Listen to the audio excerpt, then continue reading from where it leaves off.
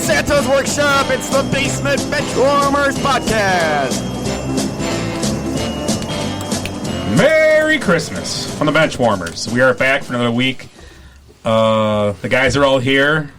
Festive as well. All have Christmas sweaters tonight. Looking good. Willie's wearing a shirt that says the Griswold Family Christmas. Ed has a shirt that says Happy Birthday, and it's Jesus wearing a birthday suit. Not a birthday suit. Yeah, that's my other shirt.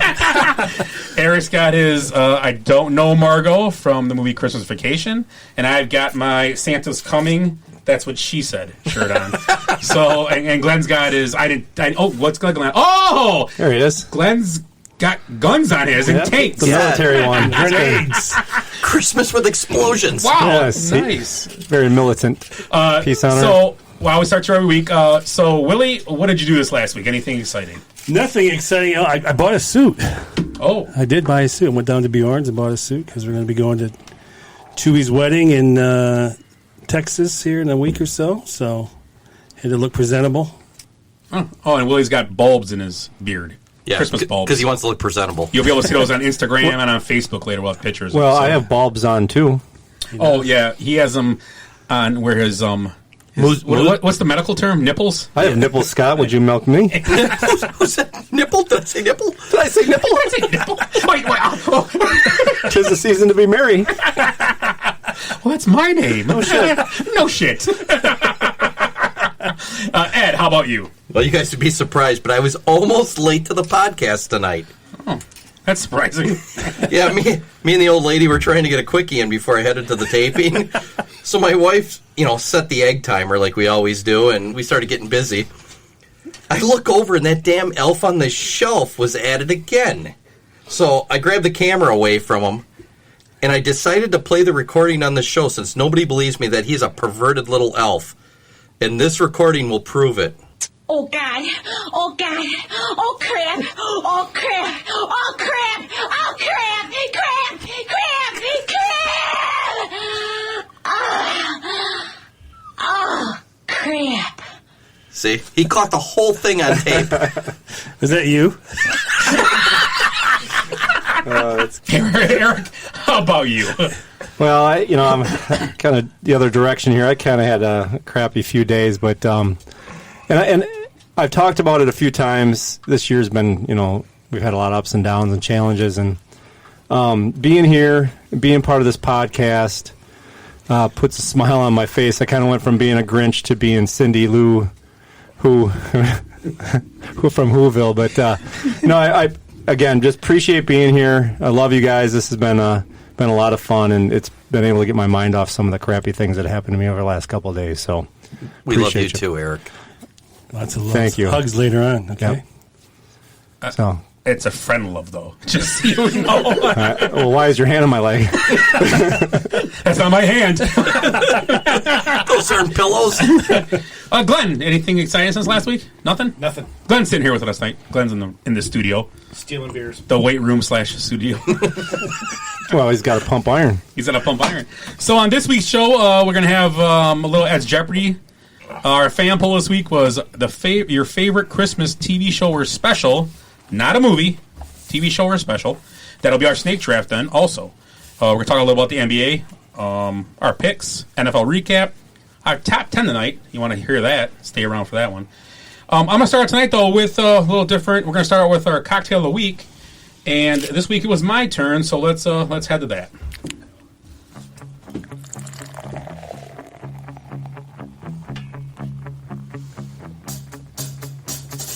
I like beer because it is good. I drink beer because I should.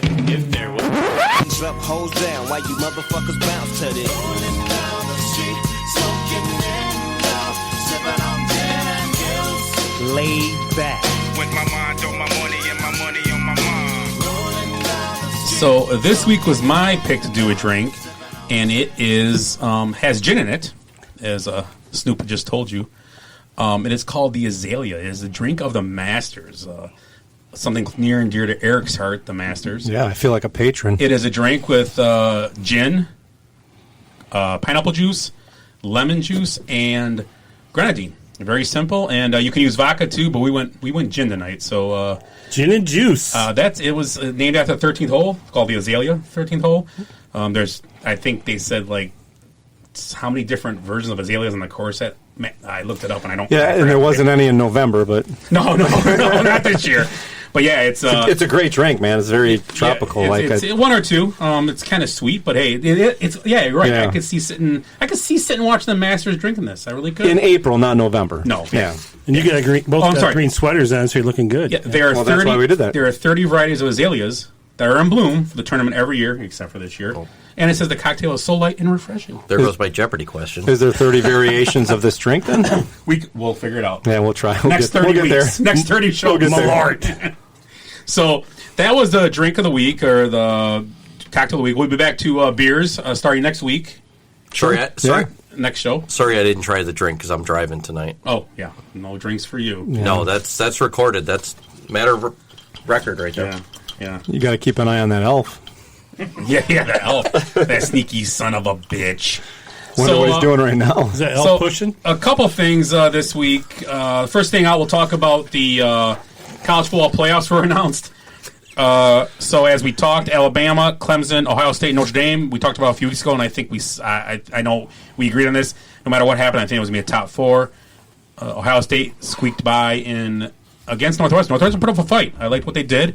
Notre Dame, I was kind of surprised they stayed forward with the way they got beat down by Clemson, but they stayed, and I don't know if they can even hang with Alabama. We're going to see. So what do you guys think right now? Alabama, if those four teams, I know a few weeks ago we talked about Alabama, Notre Dame, Clemson, Ohio State. Which game was going to be a better game, do you believe? I think we're looking at the same thing we've looked at for years, and another Alabama-Clemson. I mean, the Clemson-Ohio State is a rematch of last year where Clemson, I think, beat them by maybe 10. It was close. I know it was kind of a heartbreaker at the end for the Buckeyes, but, I mean, Trevor Lawrence's last, I think it's going to be his last season. When he was going to Jaguars now, maybe. We'll talk about that later. Well, yeah, man, and that's maybe a better place for him. I don't know. But, yeah, he's going to give it his all. I think it's going to be the big two again in the matchup. No, I think it's going to be chalk again. I really do. I mean, I'd like to see Ryan Day get his score run up on him. His ass kicked. Yeah. That's right. For sure. I actually think if I looked at both games, I think Ohio State and Clemson will be a better game. Oh, sure, yeah. I like Notre Dame. I like Notre Dame, but I don't think they can play with Alabama. And I like to see it. I like to see two good games. Actually, it'd be awesome, but it might be tough. We'll see. One more. I think that. Sorry, Ed, if you wanted to talk about it, but Clemson is. They had the hiccup when Lawrence was out, but they're as good or maybe even better as last year. And I think the Buckeyes are a step down from what they were last year. So if they lost by 10, I think it's probably going to be a 17-point game. Clemson. In Alabama, you'd say is a step up from last year? Yeah, I think they're better. Well, they lost that one Waddle guy. Yeah. Tom Waddle? Tommy? No. That was a big hit. That was He was a burner, too. He was so fast. Yeah, I don't know. I saw him play a little bit this year. I didn't watch a lot of college football, but from what I hear, they're better than last year. The number 7 team in the country, Florida, today was hit with sanctions from the NCAA. It's still come out with a story for recruiting violations, so we'll see how that turns out. But Florida was hit with that today. Also, a couple teams that kind of got, I don't think they could play, but Cincinnati 9-0. Mm-hmm. At number 8, Carolina at 12, 11-0. And they did beat BYU. When they beat BYU, they were a top 10 team. So I understand they should be in the top 4, but and Texas A&M is the team that's going to probably be the team. Every year there's always a bridesmaid, and Texas A&M this year is the bridesmaid. I've got a question. If you're a top 10 perennial team, pretty much like Florida is there a reason to be making illegal recruiting? Shouldn't guys just want to be there? Alabama probably doesn't have to do that. People just come there because it's Alabama. Yeah. Maybe they do. But the rules are so strict, though. People violate things and they don't even know they're violating them. That's probably what happened, right? What was it exactly that happened? I just saw a thing on it. They're kind of coming out with a story. It was just recruiting a violation. So who knows? You think top 20 teams though would never have to do that because come to Wisconsin because we're freaking awesome? Or he probably bought him a Snickers bar or something and he's busted. That's like they did the Bo Jackson. You know. Yeah. Yeah. Here's a plane flight. Come and see us play. Screwed. But I think we talked about last week Ohio State and it kind of flipped on Notre Dame. I think Notre Dame was voted number 4. A basic reason is because it's Notre Dame. Yeah. It's just better for TV with no fans and stuff. And That's what I said. Besides Texas A&M, you know, who's the Yeah. better, Texas A&M who's the better looking girl there? Yeah. Notre Dame is. You know what I mean? And the Rose Bowl game has been moved to Dallas. It's not going to be played in the Rose Bowl. The biggest thing that a lot of people were talking about, and I get it, though. I agree with this to a point. These are kids that are playing their last games, obviously, and they weren't going to allow families just to come watch the game in Pasadena. So we went to Texas, and they're just going to allow families. I think of the kids there. I mean, no, they're fans, just families in there. So, I think that's the way it should be. I mean, So should California be like bullied and banned from ever hosting bowl games or professional sporting events again? They do that to themselves. yeah, No, but you remember they did to North Carolina a few years back because they didn't have some political view. I don't even remember what it was, but I remember it was that. some political, if it was Oh, bathrooms no, what it or was something. South Carolina. Oh, no, it was the the flag. Confederate flag. The yeah. flag, Yeah, that's right. You're right. Yeah, That's what it was. So they bullied them. They could never do that until they got rid of it. Yeah. So can't we do it with California? You know, they're putting unreasonable restrictions on people. Until they vote Nancy Pelosi out, they can't host Well, not switch Right, gears, that's kind of what they did. but I don't know if we talked about this. We didn't talk about this in the show, but like, not to change from sports, but like last week, people were posting this like Tom Cruise is the hero of America because he was screaming at people on the set about not wearing masks. Filming a movie in California where people can't open their restaurants or stores, but you can film a freaking movie. Hypocritical. It's a joke. The lady that put it on Snapchat or something, she showed her restaurant, a tent set up with tables spread apart. They wouldn't let her open. Right across the street, Kraft Food Services, tables butted up against each other, filming a TV show or a movie. So it's so hypocritical. It's a joke. Why are movies being filmed in TV shows? I don't understand it. They're not essential. They're so far from essential. Why are sports being played? We love sports. Don't get me wrong. We like to watch them and stuff. But yeah, why are sports being played? Not essential. I heard yesterday, like London's being shut down. People are running in mad fear. Yeah. Jumping on trains. It looks like India. There's like 500 people on the outside of the train hanging on the, wires and Slumdog shit. Millionaire. But yeah, like that.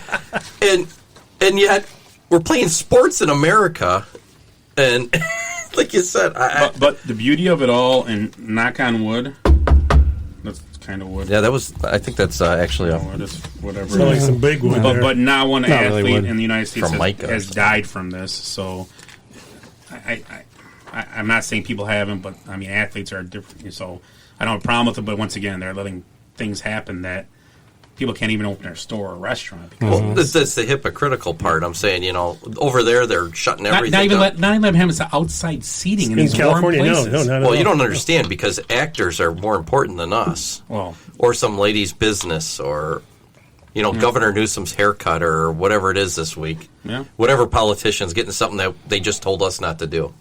So on talking about protocols and COVID and all that, Dwayne Haskins today, images of him originally was at a strip club with no mask on. Then it's come out now. It possibly might have been in a hotel room where he hired strippers. I don't see the difference. And now the Redskins, yeah, those are called prostitutes. yeah, and That's the I difference. think escorts. and the Redskins came out. So we're trying to decide what we're going to do. Decide what he needs to be suspended. I mean, this is your protocol. The NFL should be stepping in right now saying he can't play this week and he's suspended for a game, whatever. Or he should be in quarantine, I guess. Right. So wait a second. Didn't Robert Kraft went to a place and got a tugger? It's a happy ending. Yeah. Dwayne Haskins doesn't. Don't worry. It was just prostitutes at his hotel room during a lockdown. The thing that just With no angers regard me for anybody else. Yeah, the thing that angers me the most in that whole story is Scott actually called them the Redskins. That's terrible. We should not allow football to be played until they change that name. Oh, done. We can watch again. Let's move to Cleveland. And so Dwayne Haskins still talking, but Dwayne Haskins, same kid last year that I said was signing autographs, and someone else got to take a knee for him, and then the game he got benched in, he was sitting away from everybody, standing looking at with his earpiece out of his, not listening to plays or nothing when the game's going on. So I don't think Dwayne Haskins is made much longer for the NFL personally. Jamarcus Russell. And speaking of the football team, why do announcers on TV continue to call them the football team? Just call them watching. It sounds so stupid. Like I was listening to radio and they were narrative. Like, so the football team played this weekend, and I'm like, yeah, a lot of football teams played. What are you talking about? How did Indian Trails do? Yeah, so that's, Idiot. That's good. That's awesome. Good for him. Okay, there's Willie and His wet cheek sound effect. The hell, Willie? This guy's got ornaments in his beard.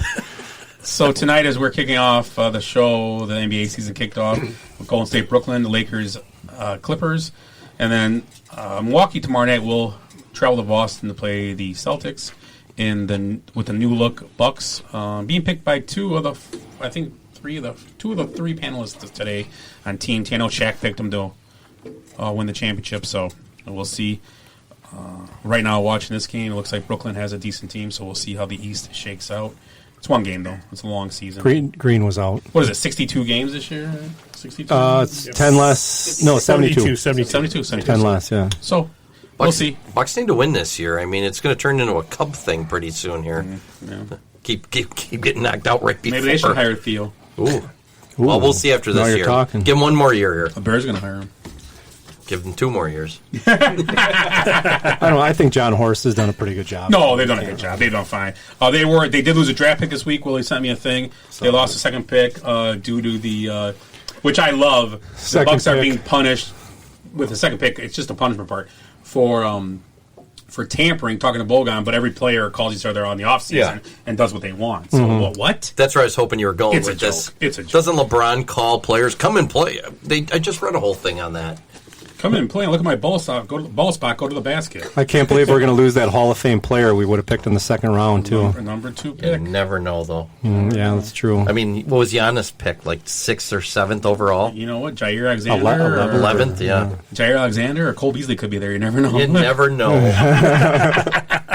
Cole Beasley. Man. Cole Beasley. Bastard. Cole Beasley, friend of the show. Bastard. No, he screwed me all year. Friend of the show. Because I didn't have him on my team. So let's move on to, let's do the fan poll. Let's get to there. So this week's fan poll was favorite movies, Christmas TV shows, or specials. I keep saying movies, but that's not what we want to do. You have one to start. Who do you have? You have Paulie. What do you pick? Yeah, Paulie Kristen came up with one of my favorites, Christmas at Pee-wee's Playhouse from 1988. Anything with Cowboy Curtis in it's got to be good. Yeah. Well, you got anything over there? Yeah, I got 3 over here. Well, 2 of them are pretty much the same. But Tony Gagliardo said Perry Como's Christmas, the one of the few times he would sing Ave Maria. Corey Tusser says Charlie Brown's Christmas, you blockhead. Every time it tears him up. Who said that? Corey Tussler. Okay. And then Kenton Dose Megan said Charlie Brown and It's a Wonderful Life, which is a movie, so I have to go with the Charlie Brown. So. Yeah. Okay, I've got a few on mine too. Matt Hoppenstadt said The Grinch, the cartoon Grinch, which is going to be you're going to hear a clip from that in a little bit. Sherry Krause said The Man Who Invented Christmas, followed by A Christmas Carol with George C. Scott. Movie. Yeah, it's pretty good. The Man Who Invented Christmas. I don't know if that's I just watched a movie this weekend. It's about Charles Dickens. But is that a TV movie, though? Sorry. It's still a movie. It's got the name movie right in it. But Christmas Carol was a TV show first. I don't know. That's iffy. Yeah, well, not going to win the shirt The tonight. Man Who Invented Christmas, I thought I saw this weekend, and that was a movie, but it was with not really any actors we would know. So it's still a movie, though. But no, yeah, but it was pretty good. It was about Charles Dickens, how he had writer's block, and he wrote Christmas Carol. If it's true, I don't know, but it was good. It was interesting. It was set. It was neat. I think that is a true story. I believe. Is it really? Yeah. Yeah, it was cool. It was right after he had written. And he was like down and out when he wrote it. like he was borrowing like money left and right. It was his comeback. Yeah, and then he wrote. Then right after that, he would. You have to see the movie if you have a chance. Get it. It's The Man Who Invented Christmas, I think. And it's about Charles Dickens, so get it and watch it. It's interesting. It really is. Sean Olsen didn't get it. He said Christmas Story. Well, Sean Olsen screws everything up. Linda Hansen said It's Wonderful Life, which was a movie first, I believe, but we'll give it to her. She's my mother-in-law, and I have to. Kelsey Bussey said The Santa Claus, which was a movie. And the original Grinch, which is a cartoon, and Charlie Brown's Christmas, which is a TV show. Those are correct. So we'll give them both TV shows. So she got 2 out of 3. My sister put a bunch of skits from... Manny Holzer put a bunch of skits from Saturday Night Live. Sweaty Balls. I hate Alec Baldwin. That's hilarious. His also, when he played the Angry Elf, was pretty funny. I don't like him still. Dick in the Box was part of a Christmas. That is Christmas. Yeah. Oh, why didn't we think of... Well, maybe we did. Nick Sturch said he says he knows all the words of that song, and Mandy Holzer says, why am I not surprised? Also, the other one was Mandy Holzer put up here was when Timberlake and Jimmy Fallon did the Christmas rapping song. Yeah. The rap song, the rap Christmas. The last present. funny thing Fallon did. Come on, yeah. Ryan Miller said National Lampoon's Christmas Vacation. Movie. Pretty sure that's a movie. Armando Cavelli put South Park Mr. Hanky, the Christmas. Now we're getting somewhere. That's a winner. That's a winner. Where's it at? Ding, ding, ding, ding, ding, ding, ding. That's on my list. Jim Barrett's. Oh, you can still say it. Jim Barrett's at Home Alone. Movie. Joel Cavelli, Lucifer Cavelli said, "'Twas the Night Before Christmas," which is a cartoon about the mouse that messed the clock up in the town square. And that's a great cartoon. Okay. Jenny Cavelli said, and it's the Emmett Otter's Christmas special. Yes. I think it is. Is that what it's called?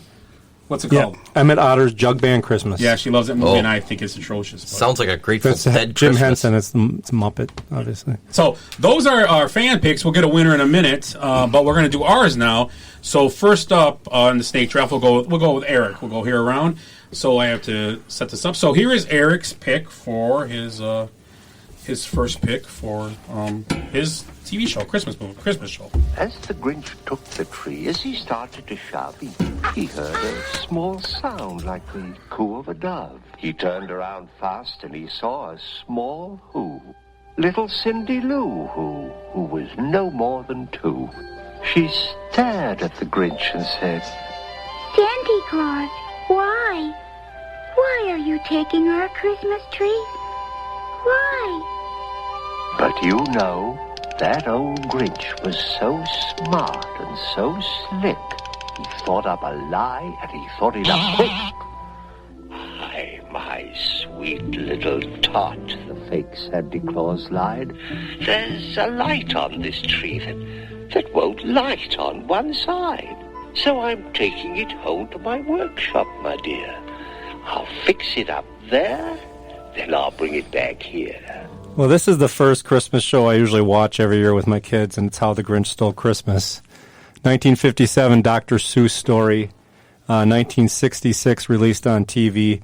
That's Boris Karloff, who's the Grinch and the narrator of the wonderful cartoon. And I think the most famous sound you hear is from Thurl Ravenscroft, who was the baritone singer that sang, "You're a mean one, Mr. Grinch."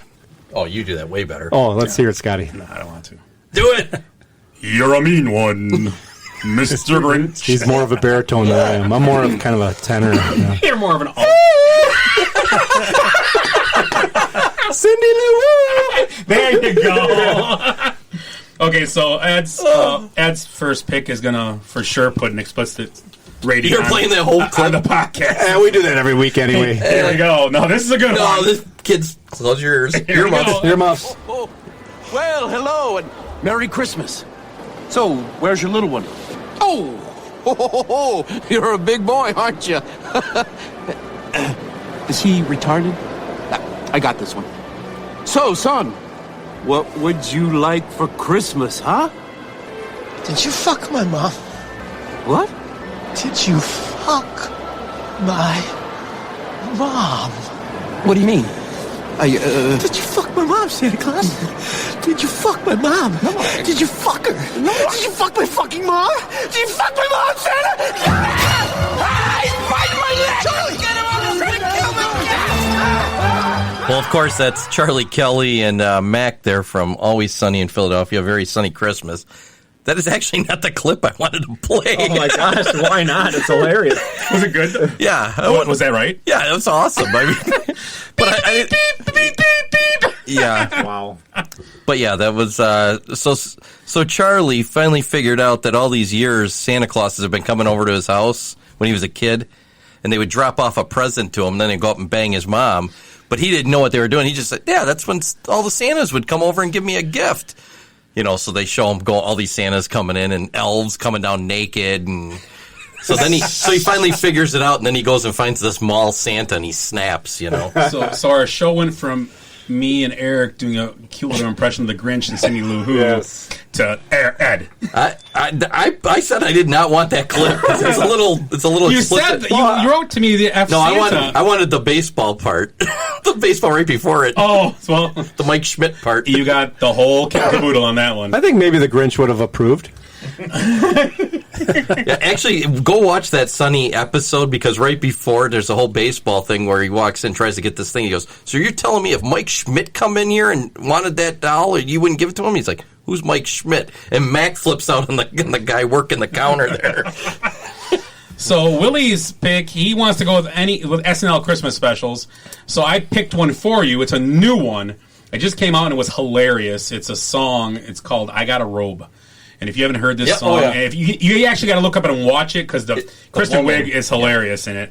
But it was pretty funny. If you haven't heard it, this is a good listen. Mom, Dad, get up! Come on, you guys! Wake up! Christmas morning! Let's open up our presents! Well, I got a Nerf gun. I got a hat. I got an autographed baseball bat. I got a telescope. I got a globe. I got a watch. And I got a robe. I got Hulk hands. I got a tie. I got a copy of The Catcher in the Rye. I got a drum set. I got a phone. I got a pen. And I got a robe. I got an outdoor pizza oven. And I got a cameo from McLovin. I got a hoverboard. I got a drone. I got a laptop. And I got a robe. Thanks for the robe. It's really, really nice. I love this robe, guys. This is great. I got headphones. I got a wig. We got the piano from Big. I got a vintage pinball machine. And I'm gonna make us breakfast in my brand new robe, which I love so much. It's really, really soft. Oh, it's on sale. I got a sword. I got shades. We got pairs of rollerblades. I got a Lego Millennium Falcon. And I burned my arm in the oven. It hurt pretty bad, but I didn't even scream because I keep the pain inside of me. More and more presents. Let's open up our stockings. Mine has a set of travel games. And mine is stuffed with candy canes. Mine has a bottle of nice cologne. And mine is completely empty. Just a big flat sock with nothing inside. Only hang it up because it looks kind of weird if it's missing in our pictures. Hold on now, what's this I see? A few more presents beneath the tree. Looks like someone's got a big surprise. Oh, you guys really didn't need to get me. It's presents for the dog. He got a bone and a squeaky toy. And peanut butter treat. Cause he's a good boy. So many presents, but he deserves it. And he got a robe. And I got a robe too, you know. But that's great. I actually saw that this week. Yeah, he always leaves it wide open in the front. What, is there something wrong with that? It's cold in here, isn't it? Shauna says all the time. Little draft. Anybody need a coat hook? Oh, hello. Anyways, that's a good one. It's a new one. Why are you dragging a bag of walnuts behind you? Bag of walnuts. I'm sorry, a sack of walnuts. Yeah, I apologize. But then you got Peach Spetty, Spetty Balls that Mandy had mentioned earlier, Mr. Robinson's Neighborhood, the rapping song, Ed, what party was it? The Dick in the Box? Yeah. I love the Dick in the Box. What are we talking about? That's Ed's party every year. Sorry, That's the gift that keeps giving all year round. SNL, I always look forward to that special every year, so there's always good stuff on it. So. Okay. My first pick is a Christmas classic. Quiet, please, everybody, quiet. Quiet. I've got some bad news, folks. Christmas is going to be canceled. There's nothing I can do. This weather. Yeah. Rudolph, please. Would you tone it down a bit? I mean, that nose of yours. That nose. That beautiful, wonderful nose. Huh? Rudolph, Christmas is not off, and you're going to lead my team. I am? Yes, sir. You and that wonderful nose of yours. My nose, sir? Oh, from what I see now, that'll cut through the murkiest storm they can dish up.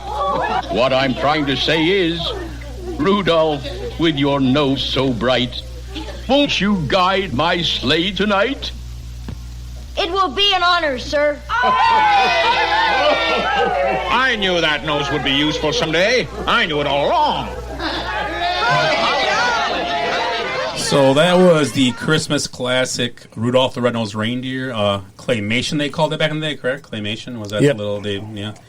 So Rudolph. Stop motion. There you go. One of my favorite movies of all time. There's a lot of those at Christmas, a few more. But my second one's going to be, I'll give you a hint. Happy birthday! Frosty the Snowman. Yeah. Frosty the Snowman, Jimmy Durante. Frosty the Snowman. That's not as good as my Grinch. No, your Grinch is way better, but it's still pretty good, Jimmy Durante. So Frosty the Snowman, Jimmy Durante, and it was that came out in 1969. That's what she said. I got the shirt on. I can't get to it. So that's my second pick. So Willie, you are up, sir. I'm going to go with the Santa Claus is coming to town with Meister Burger. Yes, sir. Made toys illegal. And back in the day when I had more hair, I had that red beard going on that day. All right, I got a kind of weird one here. Go figure. Unlike my last one. The Friends episode with the holiday armadillo. Yes, you ever seen sir. that? It's awesome. Ross wants to teach his boy about Hanukkah. Yep. And then they didn't have a Santa suit or whatever suit he was going to get. And then with an armadillo suit. And then who came in? Joey was wearing a suit. No, Joey came third. Chandler? Chandler come in second. He's wearing a Santa suit. No. And then Joey comes in wearing a Superman. Oh, yeah. And he's like telling him how save Superman. So it was pretty off the wall. I'm going to go with what Jenny Cavelli was talking about, and that's Emmett Otter's Jug Band Christmas. It came out in 1977. It's considered Jim Henson's one of his better works, believe it or not, and it's just kind of a neat story. Kermit the Frog narrates it. Kermit the Frog. Very musical Christmas special centered around Emmett Otter and his jug band. I ho he Kermit the Frog. Yeah. Oh. I still like the Grinch. The Grinch is better. Stick to the Grinch. You get another one. You get to pick 5. I get the 5. So no, this is only going to be 3, Tom right? Seaver now. So I can't believe nobody picked this, and that's Charlie Brown's Christmas special, which hits you in the heart every time.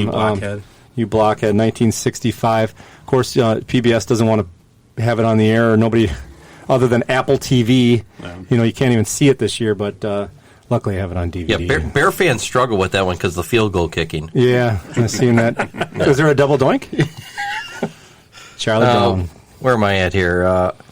I'm going. I'm going South Park. The Mr. Hanky the Christmas Pooh. I think Armando mentioned that. Yes, that's a classic. He saved Christmas. The Pooh did. The Pooh.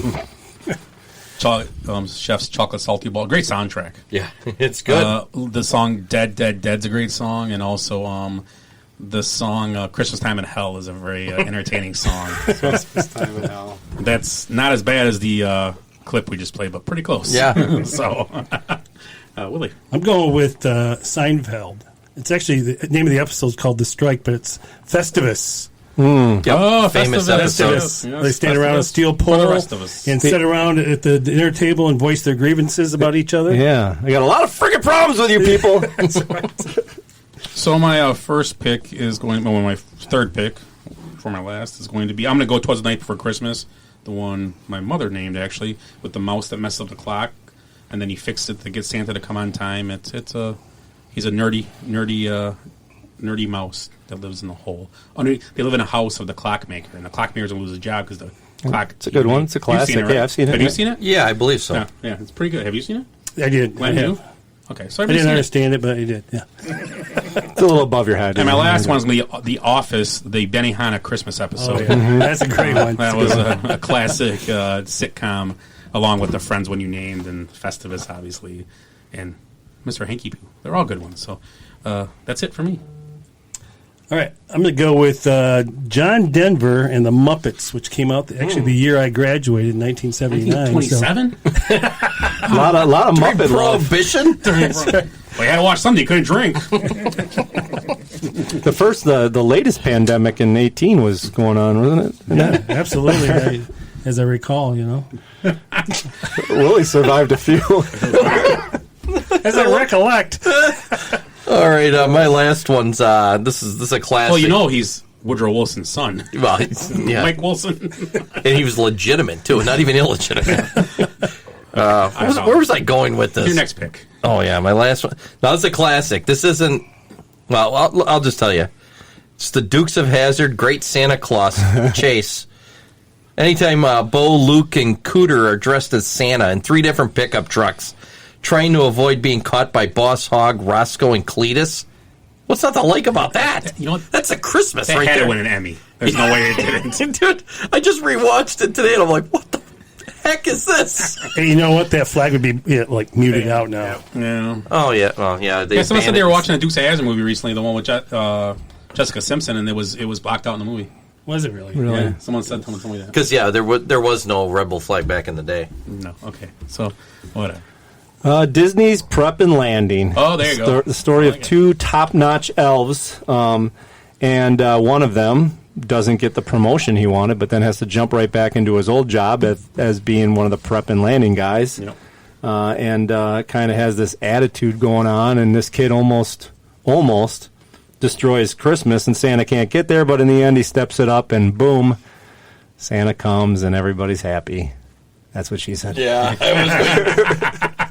So any honorable mentions? Maybe missed, heard, thought, whatever? Maybe a Saturday Night Live skit we didn't mention you? Well, Mad TV had those Raging Rudolph ones. All the little... Yeah, those were the ones that were hilarious. like... they were all like all the Godfathers and, They had the one from... what's the... Well, the first one was Raging Bull. So Full Metal Jacket one? Yeah, they had a Full Metal Jacket one. Yep. Glenn, you got any? So it was mentioned a couple times. Anytime a sitcom has a Christmas special, those are always awesome to me. 1978, the Christmas Holiday Special, which has just become relevant again with The Mandalorian because it's all about Life Day. And that, I don't know if anybody watches The Mandalorian, but that's... I want to watch it. I haven't seen it When his yet. family was killed in the backflashes, it was on Life Day. Oh, really? Yeah. Interesting. Well, yeah, we learned stuff. See, we're cracking jokes, and Glenn's over there giving lessons. I know, this guy. Nerding out on Star Wars, yeah. There's so many, obviously so many TV series over the years that had great Christmas specials. I was a fan of Mad Men, and they had a kind of a historic one where they just, it's almost like, it says Christmas comes but once a year, and so for Mad Men, which the show is centered around them basically acting like it's Christmas every day because they're just getting drunk and, firing up Lucky Strikes and having sex and stuff. Well, in this episode, they did that more than usual. And then another one of my favorite show, I don't know if you guys watched Community, and we talked about the stop motion, which was Rudolph and Frosty and all that. They did an episode where they actually did the stop motion with the characters, and it was surrounded around Christmas. And one of the main characters, Abed, he just didn't understand what Christmas was all about, and people get so excited, and he's like, "Oh, I'm just not into it." But it was a kind of a cool episode with a good point to it. So, And I'm surprised you didn't say this one. Roseanne's White Trash Christmas. I never seen it. I might have. You ever saw Roseanne? No, not that episode. As far as you know, anyway. No. He's a big Roseanne fan too. Yeah. Dan was a drywall guy, so I kind of could relate a little bit to that. MASH always seemed to have dark Christmas specials. Yeah. Doesn't someone always die on their specials? Always. Yeah. Did Cheers have Christmas specials? Oh, I'm yeah. trying to They did, remember. Yeah, sure. Office they had did, Office yeah, had they- the Office always had great ones because it was always about the ladies, the committee, and them fighting over who's running the committee and all the remember jealousy. was that the year that the iPhone was supposed to go to? There was another episode when Jim got no, it wasn't an iPhone. Jim got what's her name, Pam, something special. That's before he knew. She knew she got it and made sure it was hers, and then they traded. And she traded it away because and she ended up with like iPhone or something. Oh, I'll take the iPhone. I like this better. He's like, what the hell? Yeah, that was a good Was one. there, Where Meredith flashed. Meredith, yes. that's another good one too. Yeah, Meredith. Wow. wasn't there a night court where Santa? He was actually trying to put Santa in jail, but he couldn't catch him because he's magical. Or They're bringing that show back now. Night Court? Are you serious? Yeah. Harry and this are going to be on it. I used to love that show. Really? And John, what's his name? Love it? No, Larry Larricat, yeah. Hopefully, Marky Post. Marky Post. She's got. She's a fox. She was a fox. Well, there's one that you guys, I know you guys have been waiting for me to mention this all night. So, the Golden Girls I was a was Nightmare Before Christmas back in 1986. Yeah, wasn't it in black and white or something? I think they did that, just to make a point. That was our favorite Christmas song. So, Jesus. Wow. Favorite Christmas movies? How's that azalea? The azalea is blooming right now. What are we going to blame next month? Oh, the beer. We'll go back to the beer. Yep. So, we got to throw in a bourbon. Good picks, guys. Good picks. Who won that one? Who won what? Oh, we got to pick the winner. Oh, yeah. Oh, we had it. I thought we said we mentioned it. Yeah, let's do it with Paulie. I like Paulie's pick. It was the... Pee-wee's. Pee-wee, yeah. So get him a shirt. And wasn't it Miss Yvonne that wore the extravagant and cherry? And she had the Christmas tree on her head? No, he just set me up for this. So, geez. Miss Yvonne is Charlie's mom, who is fucking Santa. Oh, God. Are you shitting me? Nope, same person. Wow. No, let's find out. You're listening to the Basement Benchwarmers podcast. Check us out on Facebook at Basement Benchwarmers, also on Instagram at Basement Benchwarmers, and on Twitter at Base Benchwarmers, and our email is basementbenchwarmers@gmail.com. So, this week, the Pro Bowl rosters were announced for the NFL, and basically, a lot of the guys you think would be on it, Mahomes, Josh Allen, Deshaun Watson, Rodgers, Russell Wilson, Kyler Murray, Derrick Henry, Dalvin Cook, Devontae Adams from the Packers. Aaron Jones was named also. A couple linemen for the Packers. Two, Bakhtiari, and... Jenkins. Yes, Jenkins. I can't find his name on here. Why is he on here? Elgin. Huh, they don't have the guards right there. I'm sorry, Eldon Jenkins, yes. He's listed as a Washington football team member, though, on here. It's mixed up, so whatever. Not the Redskins? No. Washington football, I'm reading it right now. A couple Bears were added to the team. Mack and Cordell Patterson. Basically, a lot of the names you know and trust. The Pro Bowl is just basically a popularity contest. Tom Brady didn't make it. Tom Brady did not make it. No, it's tough in the NFC. Russell and Aaron and Kyler Murray, they were the guys. Only thing Deshaun Watson probably could have been taken out for Ryan Tannehill, I believe. And there's other guys too. There's a argument also for... I forgot his name already. Talked about him for like 10 minutes a minute ago. The Packer. Oh, Tanyan. Robert Tanyan over tight end over Evan Ingram. T.J. Hawkinson deserved it. Evan Ingram. That's for sure. That's a weird pick, though. Evan Ingram's strange. He made it? Yeah, Evan Ingram. Yeah. It's weird. So Kelsey and Darren Waller were the tight ends over there. I don't see any names. Anybody that they... T.J. Watt, which could be vying for Defensive Player of the Year, actually. Anything on that? Anything? And Bakhtiari made us think about Corey Lindsley not being on it, the center. Oh, but he's been banged up. He's missed been a couple out for games. Like 4 weeks. Yeah, I know. So he made us think about that. But yeah, it's still something. Three of your linemen are all the Pro Bowl is in the talk at least. Yeah, so. exactly. All the Pro and Bowl, they played well. All the Pro Bowl is those guys just want their bonuses basically. So that's all that matters. Yeah, and like you said, it's kind of a popularity contest. Once you get to that point, then you keep making them. Yeah, once you have that name recognition. Most guys deserving. There's not really any. Yeah, I don't see anything that. So Sarah Fuller didn't make it. No, Sarah Fuller is not on the list. Sorry, I couldn't help it. Any other Lions you can think? Oh, well, since we're talking about the NFC North, Dalvin Cook, Justin Jefferson as a rookie made it. Justin Jefferson kind of putting up numbers that could. Justin Herbert's probably gonna be rookie of the year, but Jefferson is putting crazy numbers up. Man, that kid can play.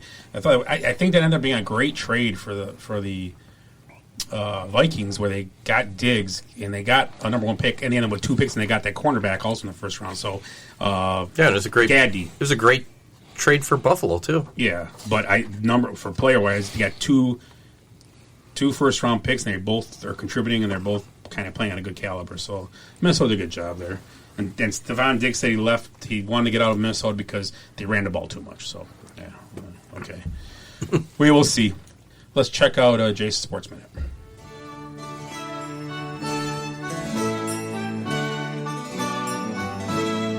This is the Basement Benchwarmers Sports Minute. On Tuesday afternoon, Hall of Fame linebacker Kevin Green passed away.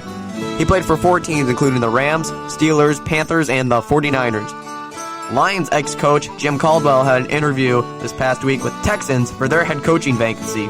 The Lions have fired their special teams coach after a quote-unquote rogue fake punt call in the middle of their past game against the Titans.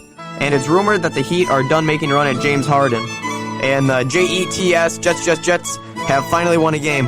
But what's the point, as they no longer hold that number 1 draft spot to tank for Trevor Lawrence.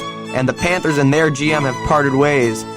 Forward Markelle Fultz and Orlando Magic have agreed on a nice contract extension of 3 years for $50 million. And 2019 World Series hero Howie Kendrick has announced his retirement from baseball. This is the Basement Benchwarmers Sports Minute. So a couple things in there. Howie Kendrick retiring. Just a good baseball player his whole career. Also, earlier in that, we talked about Kevin Green passing away at 58 years old. I'm not sure if they come out with why yet or how. I haven't seen anything. No, it's been pretty secret, pretty yeah. quiet, so I don't know what exactly happened. And heart attack, I believe. I thought something said heart attack that he died. Don't be reporting fake news. Yeah. I saw it somewhere. Come on, Take it easy, Tapper. What's your source? Yeah. Facebook Live. Also, what else is mentioned in Sports Minute? The special teams coach. Yeah, so what was the turn on that? I was reading about that. So Bevel had a reason not to do this because I guess Stafford was just getting the crap beat out of him, and he was sore, and he's like, he wanted, it was more of a field, get a better field position, and this guy just went rogue. He missed it by inches. And Bevel said, you know what? The guy's been a really good addition to the roster this year. Patricia was a great job, but you just can't do that when we're trying to win this game. You can't. I said punt. You said no. I'm the coach. You're not. So they had to make a point with him. So wow. A rogue fake punt call. Yeah, I don't think I've ever heard those words put together in that order. Rogue fake punt. Rogue. Wow. What else is mentioned in there? I think that was it, basically. Jace didn't say a whole hell of a lot there, so I don't know. It was pretty much a lot of babbling. Can I add something real quick here? I got a question. We got the Lakers game playing in the background here. What is the team governor? I don't know. It said like Jeannie Buss is the Lakers team governor. She's the owner, Governor? basically.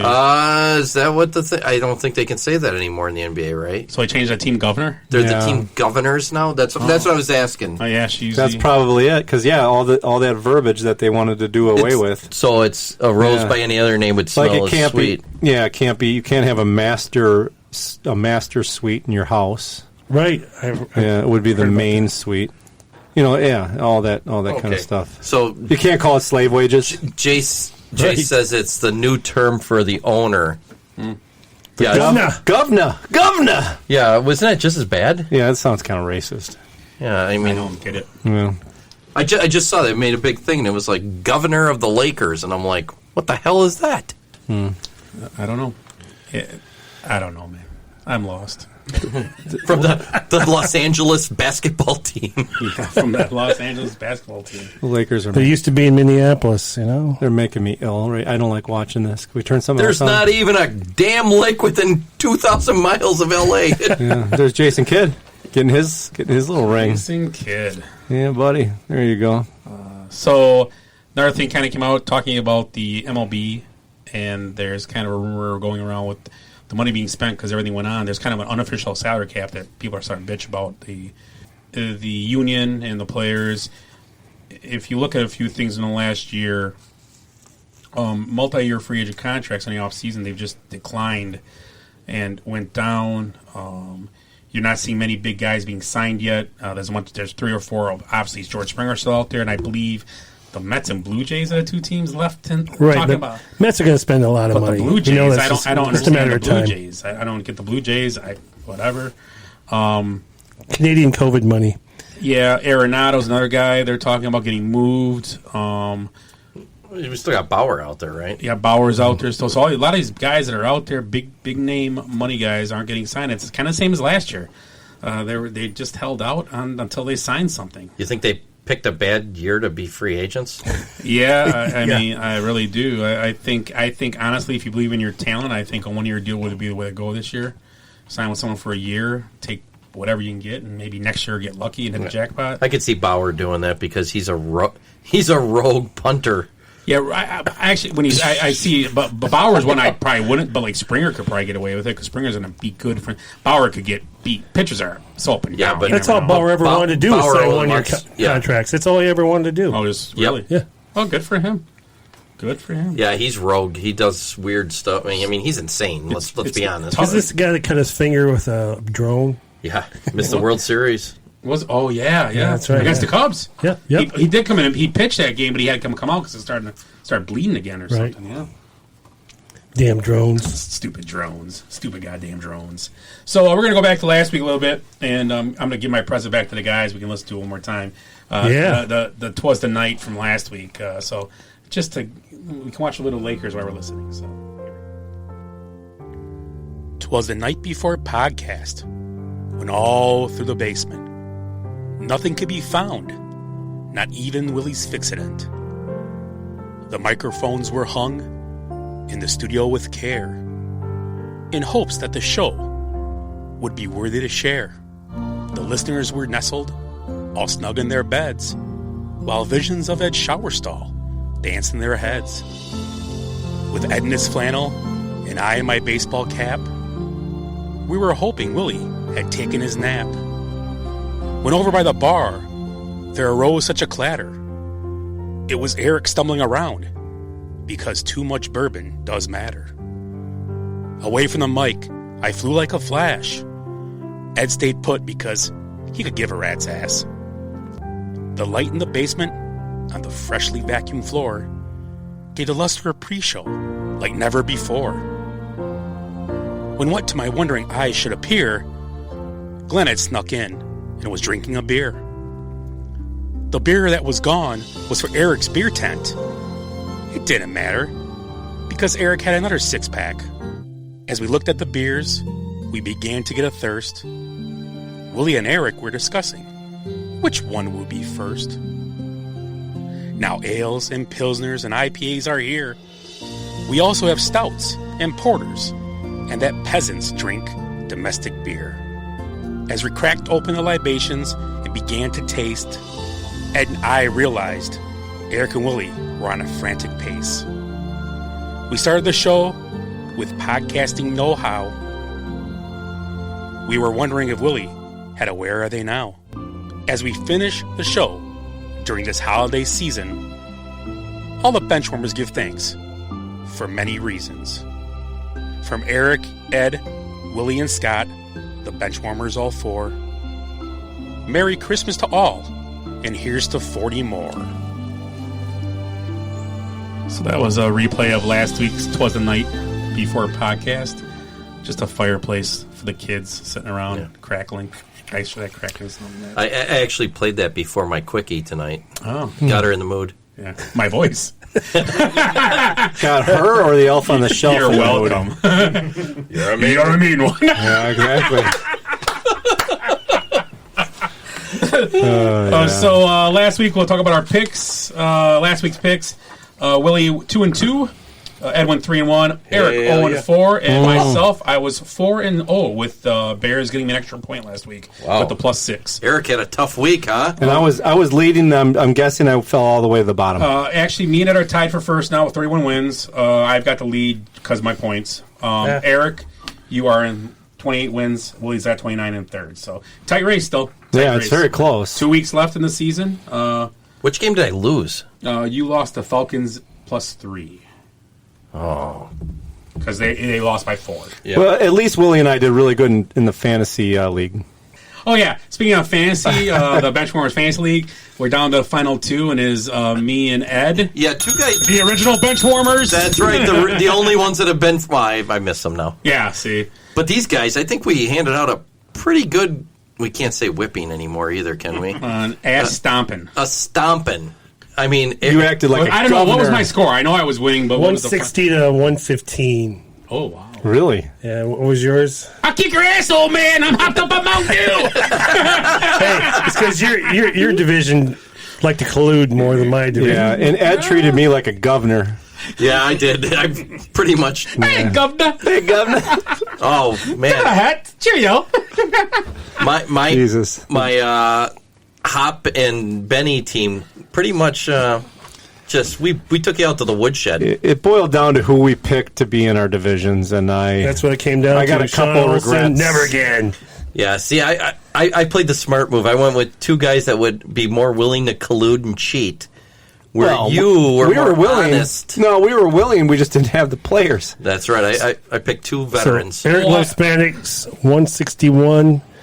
Gene Sterators Index Card 115. Ed Shower Ninjas 155. Lance Pants 111. Well, let's just put in there, too, all my garbage that I sent over to Hop's team. How many points did Hop's team put up this week? Let me see. These are 176 he That's did. the players that couldn't even play on our all-star team. Jesus. Put up 176. So. I do have to thank the guys in my division, the Cardiff Giants, Mike Schumann, and who else in my division? Fire Breathing Kittens, Bob Lorenzo, helping me out in getting my team. It's going to be a tough championship. What do we have projections on the championship? The projections right now in the championship match is... You should be by a few points. Click the box score, and let's see what it says. 156 to 143 is saying me. Yeah, but I haven't made any adjustments there, so let's... I win every category but Stefan Diggs over We've been AJ here for a couple Brown. hours. I've seen you make a bunch of adjustments. That's right. And your flex, Jonathan Taylor's better than my Brandon Ayuk, and your defense is better. But I might switch my defense, but then who knows? Maybe I'll trade for it. Yeah, I might sit Josh Allen on a hunch this week. What has he done lately? At New England, too, so... You know, we could keep the collusion going now, and if we want somebody to seek revenge on somebody else that just beat us... I thought the trade deadline was over. Is it I not got over? Delvin Cook. it's over, yeah. Oh, come on. It's closed down. I got Delvin Cook. I mean, what do you 16th, want? right, or something like that? Yeah, it closed down the week the playoffs started. so I mean, my name is right in your team name, Eric. Yeah. See, you're going to have to split the pot. You're part governor of my team. Oh, yeah. We might have to change this up next year. We dominated way too much, Scott. Maybe give everybody else a chance next year. Although Ed and I, we did finish with the regular season best record. Yeah. Well, when you say we, you're talking about the Benchwarmers. The four of us dominated. You know, because we're freaking cheaters. No, you guys had better cheaters than your. Yeah, my division had some pretty good cheaters. Yeah. Mine was. Maybe Jace helped me out, but Sean, no, nothing. We might have to. He wouldn't trade you at all? No, I tried to throw a couple trades in. It's Sean Olsen. Is he really going to trade? Well, no, for next year. With that 2-6 or 2-10 record, he wouldn't trade to help you out if he got like the three best players in the deal. So this week in the NFL, Week 15, some big games. We'll start with the Chargers-Raiders last week. Raiders drifting away a little bit. 30-27 loss at home. Justin Herbert, I believe, is the first maybe Willie has that on his sheet. The first rookie quarterback had 7 games in a row with 300 yards. Raiders, during the game, Derek Carr was injured, and Mariota came in and took over. Mariota did an admirable job, but just not enough. The defense for the Raiders just banged up, missing guys from COVID and just not playing well. So pretty much they are losing steam for the playoffs really quick. Anything, Willie, on that Chargers game? No, you covered it all right there.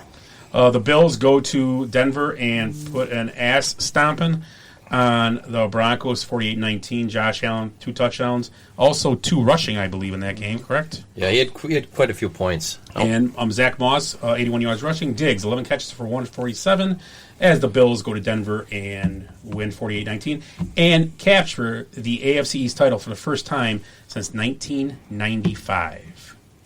Little side note here, Jake Kummerow is the 13th different Bills player to catch a touchdown pass this season, tying the NFL record for the most such players on one team in a single season. Wow, Whitewater Jesus, huh? That's right. Likes to spread the wealth. Yeah. Green Bay outlasted the Panthers. That's what it says here. 24-16 game. Aaron Jones, one of his better games of the year, 145 and a touchdown. Devontae Adams, first game without a touchdown in 7 games, correct? That sounds about right. So stopped his streak, but he's still had a quiet game. But most important thing is they won. They are one win away from clinching the top seed in the NFC, the Packers, and they play Tennessee this week on the road. Next up, Bears go to Minnesota and get a victory to stay in the playoff race. 33-27. Kirk Cousins, 271, 2 touchdowns. Dave Montgomery, 146, 2 touchdowns. And Justin Jefferson, we spoke about before, 8 catches, 104. Dave Montgomery just playing really well the last few weeks. And Trubisky doing what he has to. Try throwing away. Threw a pick late in the game in the end zone, but overall win, and they're still... are we going to talk about their path to the... Yeah, we'll talk about that next. Yep. And then anything, Will, you got I do. Montgomery is the second player in team history with 30-plus carries, 140-plus rushing yards, and at least 2 rushing touchdowns in a single game, joining Hall of Famer Walter Payton. He had 3 such games in his career. Okay. And we have the Eagles-Cardinals. Cardinals win 33-26. Kyler Murray 3 touchdowns for 406. Hopkins 169, 1 touch on 9 catches, and also Jalen Hurts had a really good game. I don't have numbers here, but he had a really good game also. I believe Jalen Hurts will be the quarterback, and I believe Carson Wentz will not be there next year because he already said he doesn't want to be a backup, and I agree with that. That's fine. They should find a place and get something for him if they can. You know, I saw a pre-draft thing today, and it showed like 4 or 5 quarterbacks go in the first round. I don't see it happening with Wentz out there. Stafford might be available. Cheaper. Yeah, well, that is true, yeah. And teams that are going to want But these guys are guaranteed. You know, Packers will probably take one. Well, they're all trades, so, I mean, you have to see. And most time, in those situations, Carson Wentz, the Detroit difference is different because they've said they want to change it up, which I don't know if they're going to draft or whatever. But with the Eagles, they're in a tough situation because they know you're in a tough situation. They know you're caught now, and you kind of have to get rid of him. Yeah. So now you'll be able to give it away for a 4th or 5th round pick probably and get him if you want him. And he's got to be – Wentz has got to be going into the 3rd year of that deal, so he's got to be close to being done with that deal. So it's not – it's kind of the full situation, kind of it is what it is. You get him, and if it works out, it does. And I don't know where he will go, so we can we'll talk about that in sure. But I mean, wouldn't you want out of the top 5 or 6 quarterbacks? Wouldn't you rather have possibly like a Wentz that's, a guarantee? You know what you're getting. He's not going to be the greatest, but yeah, I over. If you're a team that's on the cusp of, like, say, San Francisco. Yeah. Looking for a quarterback, to replace Garoppolo. They're going to have Garoppolo stuff. He's going to. He'll be gone. Yeah, I don't know if Wentz is better than Garoppolo. No, I mean, but or how about Stafford then? Well, Stafford is because Stafford would put him over the top. He's last year. Stafford's a better passer, but Stafford makes the Wentz thing though. I think he might need a fresh start. I still kind of believe that he might be a good quarterback. I don't know about your Bears. He was an MVP candidate. Yeah, I don't know about your Bears in that situation, but I think he can still thrive. Matt Stafford's been, how old is he? 32 maybe? 32, yeah. He's been a hell of a quarterback. He has a couple knucklehead things every now and then. How many fourth quarter comebacks does he have? And how many bad teams has he been on too? And it's just and he's a tough quarterback. Yeah, he's pretty tough. He gets beat around. I like Stafford. Man. Yeah, I like him too. So next game we had the Buccaneers coming back again. Tom Brady coming back against the Falcons one more time. Hello, Mr. Ryan. Matt Ryan's going to have nightmares. Yeah, I would have been 4-0 this week if not for that comeback. 31-27. Tom Brady, 2 touchdowns, 390. Fournette, 2 touchdowns. And Calvin Ridley, 10 for 163, 1 touchdown in Julio Jones' absence once again. Buccaneers have the 5th playoff spot right now, I believe, at 9-5. And the Falcons obviously don't have any playoff spots. I do have something here. It was the 4th time in Brady's career, including the playoffs, that Brady has led a team to a win after trailing by 17-plus points at halftime. The most such comeback wins by any quarterback in the Super Bowl era. Okay. Cowboys, Niners. Cowboys won 41-33, keeping themselves in the hunt for the NFC East at 5-9. They are a very two-faced team.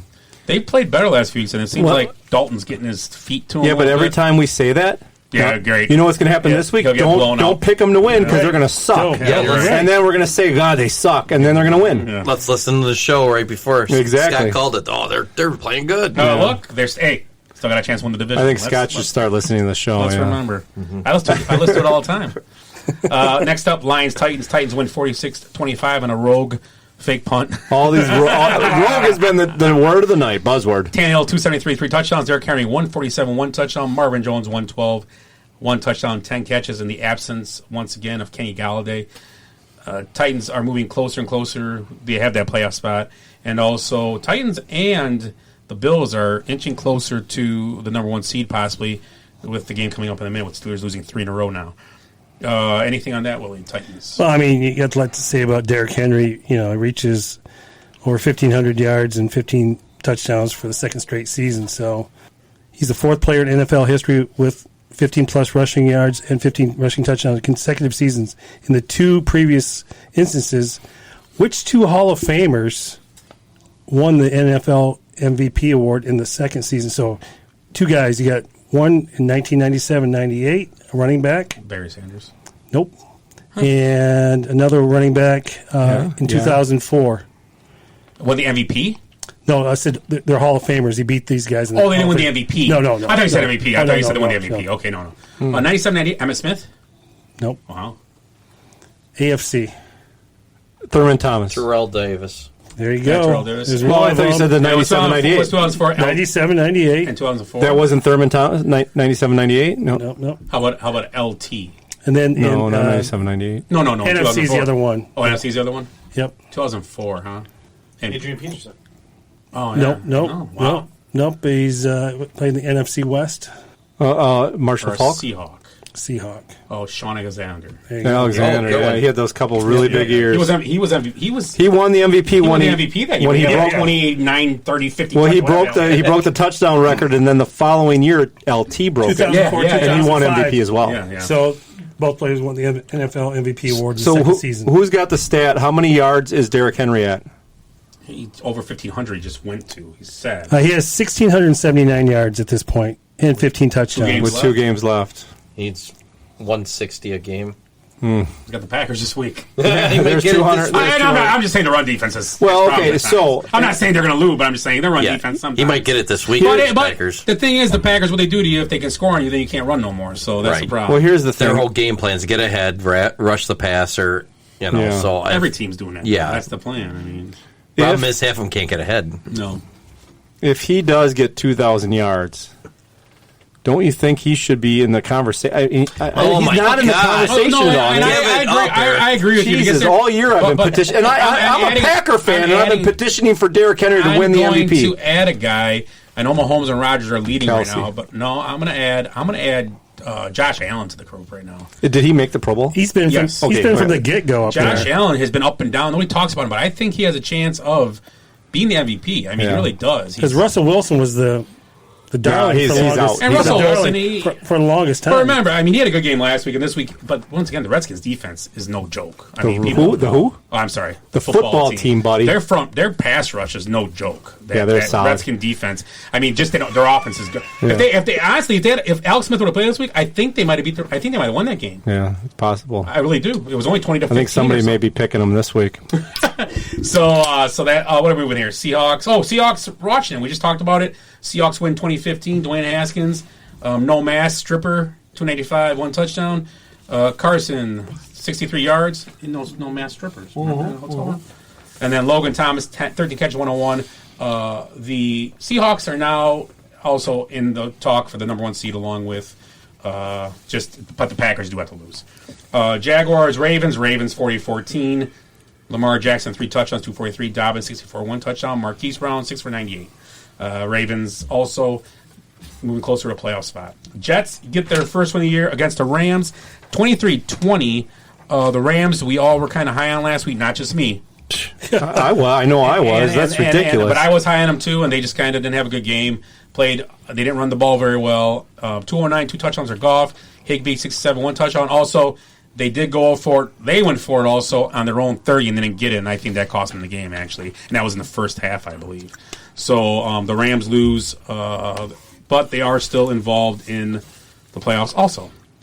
So did I not mention that the Jets were going to wipe out some playoff team last week? I think I heard that on there.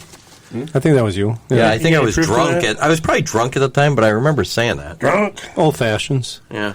I mean, do you think when they went for it on their own 30, they're like, well, it's the Jets? Maybe they did. And then they didn't get it. Don't mess with Adam Gase, man. How the hell? Crazy-eyed. How the hell did the Rams? The Rams have been hot. But I'm still going to do this to Adam Gase.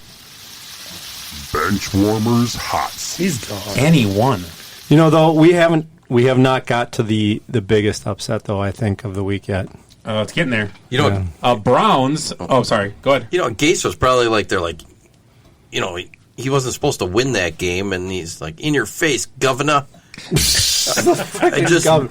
out of here anyways. Governor. I'm out of here. So next up is the quietest 10-win team in football, I really believe, the Cleveland Browns. 10-4. Yeah. They actually have a chance to win the division now. They get to play I think they play the Steelers coming up. They look good, man. I'm not going to hype them. No, don't hype them. I want to hype them. 20-6 over the Giants. Giants once again. Another team in the NFC East has a good defense. Just the offense is great. The Giants and the Redskins have really good defense. I think they just can't. I'm telling you right now, the football team Their front seven, they rotate. With Chase Young leading that thing, they are a very good pass rushing team. It'll be easy for them to go into the offseason and know what they need. Oh yeah, they need to build an offense. But I mean, the Giants have Barkley. I mean, it's that's like getting a free agent because you didn't have him all year. Yeah. You're gonna see. Is Daniel Jones? He's serviceable, probably. I guess. He's hurt all the time now too. But what are you going to do? I'd be hurt all the time too if I was on. They're going to draft a receiver probably. Yeah, that's probably what. Seriously. Or how's their O-line? What's that? Dime a dozen. I know, and they're going to do it. You watch. Dime a dozen. Who pays attention to the trenches? How's their O-line? They're going to get that top guy. Their line's not bad. You know what's kind of funny about this is that how do they not win? Who did the Colt McCoy play for when he was Texas? Who he was drafted by? He was drafted by McCoy was Browns. Yeah, yes. The Browns. Yeah. So he's been playing 10 years. Yeah. He's hopped around like he's an NFL quarterback. He's just a backup. Well, he's another guy though. Job. I watched him come in. It was like, did we talk about Mariota yet? He came in like Mariota, just kind of confident and ready to roll. I mean, 2009, he had the Maxwell Award, Davey O'Brien Award, Manning Award, Chick Harley Award, Johnny Unitas Golden Arm Award. I've heard of Johnny Unitas. Those other guys I've never heard of. Did he get the Rogue Big 12 Offensive Governor Player Award? of the Year? Walter Camp Award. Rogue Governor Award. This week's Benchwarmers Rogue Governor Award goes to where we need a button. And you know what? Benchwarmer Rogue Governor. Sorry.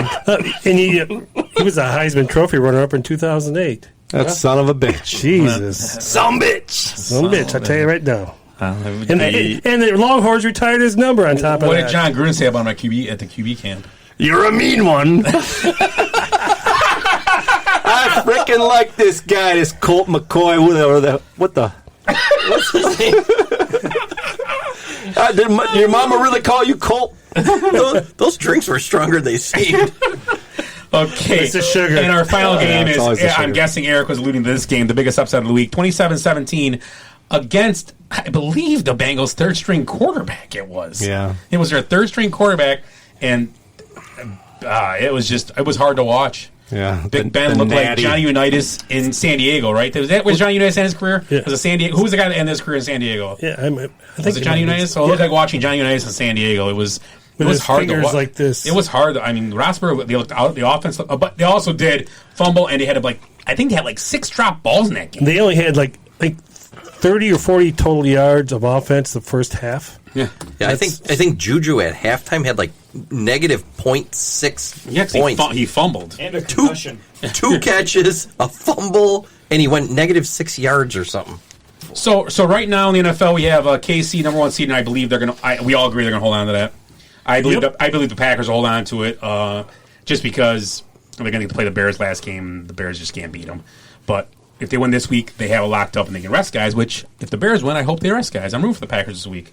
Arizona's a 6 seed. Arizona has to lose one for the Bears to get in. Well, Arizona wins out, they're in. The Saints obviously are in, I believe, right now.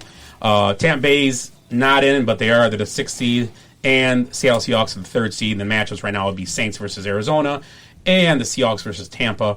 And you'd have the football team versus the Rams. And I really think you could see, because I believe the Rams will be favored. It'll be at Washington, will be favored if this were to happen. And I really believe you could see a 5th, maybe a 6th, maybe all 3 lower seeds can win. I could see it now. Riverboat It's run. just crazy. The NFL's crazy. You can't. I think that's having the bye week this year is a blessing because you don't want to play an extra game. You don't have it's a win. You don't want to have to play that extra week, man. Yeah. You really don't. And in the other side, you got the Dolphins at Buffalo. You got right now you have the Indianapolis Colts at Pittsburgh and Cleveland at Tennessee. I'm really I'd like to see Cleveland at Tennessee. That'd be enjoyable to watch, I think. I'd like to see it. Because Cleveland did beat them at Tennessee early in the year. Yeah. So, and then you have Indianapolis at Pittsburgh right now. I think Indianapolis probably wins that game just because Pittsburgh's playing terrible. Yeah, and Indy's defense is pretty good. It depends what Indianapolis team. I was watching that this week. They play good, great, up, down. It's weird. They live and die by Phillip Rivers. Yeah. That's who they are. I mean, maybe Carson Wentz. And that's not a good thing. That's not a good thing. Not at all. Not at all. So I keep hearing Sam Darnold to the right Colts. now. So some scenarios here. Asked with the Bears, and I think he was talking about after that. The Bears, if they win out, Arizona has to lose the game, and they get in, which I got the Jaguars this week, and I'm going to call it right now. Okay, I've seen this too many times. The Bears will lose at Jacksonville this week. I'm just going to tell you they're going to lose. Just how they do it. Nope, Jacksonville's They can't going play for that the warm first weather. They just hopes they give you. They always take them away. pick. Jacksonville got the first pick. They're not But losing it I now. will say the Bears' offense is playing better now, so it'd be interesting. But I don't know. Whatever.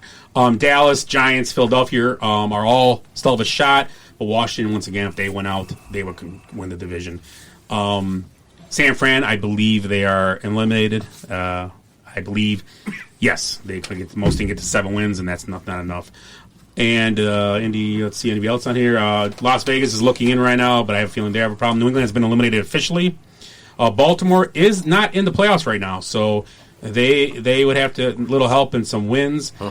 And I would have to believe they got to play. I'm guessing they played Pittsburgh, Cleveland last game of the year, but I could be wrong. Well, how do they get in? Right? So the wild cards are they have the to win. Dolphins. They have to win out, I believe. Wow, and they're playing. They're hot right now. They're playing well. But I believe you play a division team last game, so there's a good chance they play Pittsburgh, Cleveland. I'm not sure. Well, Miami's got to lose too. Miami's got to lose a game, yeah. But Miami's got Oakland and Buffalo, so that's back-to-back weeks against Buffalo if they get in. And Indy's record is what, 10-4? Indy is 10-4 right now. Gosh, wow.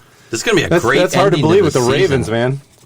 NFL's been doing a good job of scheduling, haven't they, kids? Yeah, they have. This is going to be a great end of the season. Yeah, there's a good It's good chance stuff, you might yeah. see another one of those years where a 10-win team don't get in and a 5-win team. 7 or 8 team win does get in. So it's going to be interesting. Yeah, what's our projection on? So, yeah, the Redskins will. I think they'll get to.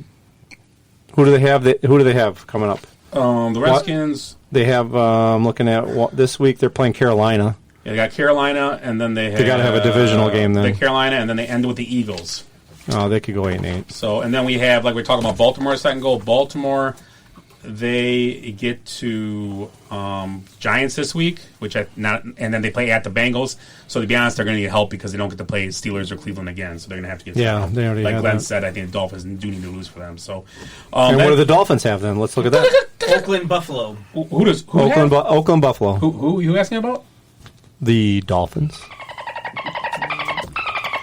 I didn't play yet. So, who'd you say? Oakland and the Buffalo. Oakland and the Buffaloes. Yeah, and Oakland's playing for something, right? I mean, they're still on the so it's should be outside looking in. You know what would be crazy? I wonder if there's a Man, way all these weird teams I never heard of. Oakland and the football team. You got Pittsburgh playing versus the Colts and at the Browns. It's not Oakland. It's Las Vegas. Is there by the way. that's what I was is kinda- there a reason? Could it be? I don't know how it could work out, but would it surprise you if Pittsburgh didn't make the playoffs? That's weird. It would be awesome. I If mean, they lose 2 in a row, they'd be 11. I'm guessing that'd be the wild card still. I'm guessing 11 wins get you a wild card. probably. But if you lose 2 more in a row, you might as well take the bus trip. Depends on what the because Ravens do. You're not going to win that game in the playoffs. There's no way you're going to. Yeah. You're losing 5 in a row. 5 in a row. But they got the Colts and Cleveland back to back. That's crazy. That's a tough Oh, end of the I season. want it to happen. I don't. I do. I like. I like to Big see Ben. the I don't like. agony of defeat. I don't like Tomlin, so I like Big Ben though. It's the agony of I defeat. met Big Ben, so That's right. You me and did. him are boys. A big man. wad of cash. Friend in of the his- show. Yeah, big wad of cash in his pocket. Yeah, they went to a hotel room with some what do you call them? That's because escorts. Floozies. He got a happy ending from Scott. He could barely reach it. He gave me a happy beginning. Oh, wow. Yeah, I don't know what that. I don't know what that it's is. just a little kiss on the cheek. So that's the NFL. So I know our picks. Pat in the butt. I know I had. That's what I meant. I just saw I had Tampa Bay and KC in the Super Bowl. I think that's what I had. I got mine right What here. did you say you have? I know you have it. You had the same as him, right? I had this. Yeah, I had the Saints and that other team, that Yeah, Baltimore team. Saints against Still Baltimore. alive. And Willie, what'd you have to end the season? Hell, I don't know. Here, the only odd thing is I had the 49ers in the championship game against the Saints. Yeah, I had. Actually, I had the Cowboys. I got my whole thing upstairs. Cowboys so in the playoffs, gotta which bring is it weird. down But and have it on. everything else, I got Titans in the playoffs. I got Bills in the playoffs. Ravens, like we just said. Who knows? Oh my God, it smells like ass. Oh no, not that much. I found it. Oh, we have a marker at the Stinky. set here that. And this one smells like fish. Yeah, they smell bad. Oh, smell that. It smells like dog breath. Smell it. It smells like Ed does. Ed knows what that Let me- smells like. Yeah, it smells It like. smells like Ed, Indian get it out food of in your a nose. baby's Get it out of your diaper. nose. Stop it. Pass that around and sniff. We're sniffing markers now. Willie doesn't have no sense of smell. Great. This show's gonna end well. Hey. So Charlie Woods and his father, Tiger, you guys haven't heard of him before. I don't know if you have. Played against in the father-son pro-am, and we're playing with Justice Thomas and his father, who won it. Yeah, they actually won, and they won. I guess they shot 57 on the last day. They were like 20 7 under, something like that. Okay, that's pretty good. So actually, Charlie was a little trash talk with Justin Thomas. So what happened was after Thomas found a fairway bunker on a tee on a par 4, off the tee on a par 4, 11-year-old Woods, who was in the fairway, left a little note in the sand. When Thomas drived his ball, found a piece of paper with the handwritten message that said "draw a hole." Which, what does that mean, Eric? Do we know? I guess maybe he's talking some trash and saying you just want to draw from here, you just want to tie this up, or whatever. I don't know. I don't know what that. They probably had like some money going on side bets and stuff. Yeah, it's like that Monty Python after the guy cuts all his arms off. He's like, let's just call it a draw. Basically, he's an 11-year-old kid saying, you know what?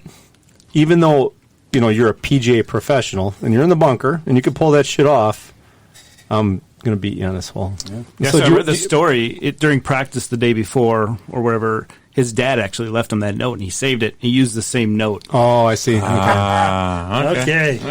Yeah. And, it was really fun to watch this tournament, too, is John Daly and his kid. Oh, his kid is good. Holy crap. He's going to Arkansas. Yeah, he's a legit golfer. He's a big drinker, too, and smoker? No, well, John Daly, he's fighting cancer. Yeah, he's fighting. He's bladder cancer. Yep. Oh. So. Yeah, he's suffering a little bit. But he'll fight through it. Yeah, but, he was playing well, too. Big John was playing well. Really, so it's really well. Big John and Little John is what it is. That's right, yeah. LJ. Same outfit. So after the tournament, Justin Thomas's quote was, "For some reason, Charlie just wants to always beat me. It doesn't matter what it is. Although he's never beaten me in golf or a putting contest, he still talks trash just like his dad. It will be fun," Thomas said 2 weeks ago at the Mayakoba Golf Classic. "We'll have the inner tournament within a tournament, trying to shut his little mouth, but it will be fun." So maybe the future, older Justin Thomas and Charlie Woods on the course in the PGA. Little guy's getting under his skin, huh? Yeah, must be. Jeez. So Justin Thomas is 27 years old, okay? So, and he's 11, and they say he turns pro at 18, 19. So. They might be playing. That's a lot of pressure. Yeah. Well, isn't it funny, too? It's like his dad. During the event, they were talking about, just think about Tiger and what he did at the Masters when he was 21. That's just time flies. In 10 years. That tournament's called the Governors now. The Governors? Oh, my gosh. That's next. I bet you that. Oh, my God. Yeah, Is that going to change? Is that the name of that golf event? tournament at Augusta. I'm all for it. Yeah, I'm sure you are. I just want to see your guys' face. He said 4. You know what? Golf really isn't even a sport when you're talking a 27-year-old professional playing against an 11-year-old, and they're talking trash. Can you imagine a kid like a Little League player talking shit to Roger Clemens? There's a movie about that. Come on now. Is it really? Yeah, Little Big League, right? That's the kid that got the surgery. Was it Little Big League, or was the other name of it? Yeah, but Christopher Lloyd. He was a Cubs pitcher. Christopher Lloyd was in that movie. It can't be that good. Angels in the Outfield. That was that one. I don't know. I always talk shit to the half marathon runners. Oh, crap. I'm getting a medal too, bitch. That's right. Everybody gets a medal today. As he runs by, I got to finish line to just shit his pants because he was trying his long ass race. And his nipples are bleeding. As that 60-year-old woman runs past me. Okay. Do you know Willie? Listen to the Basement Benchwarmers podcast. Check us out on Facebook at Basement Benchwarmers, also on Instagram at Basement Benchwarmers, and on Twitter at Base Benchwarmers, and our email is basementbenchwarmers@gmail.com. So, fan favorite, it's becoming a fan favorite. Here we go with another new game show we have.